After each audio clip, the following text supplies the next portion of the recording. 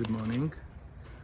So today we have here a bird called Junco hyemalis, or some people they call it the snowbird.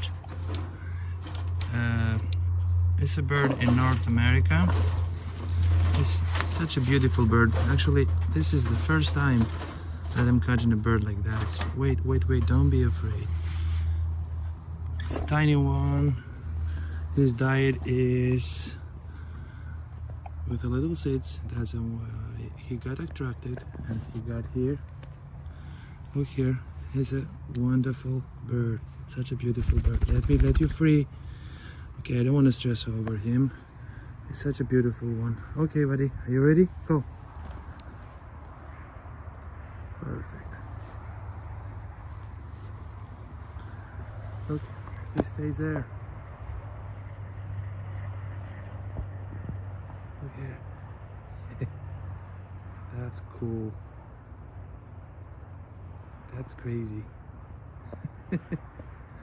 Have a beautiful day, every one of you.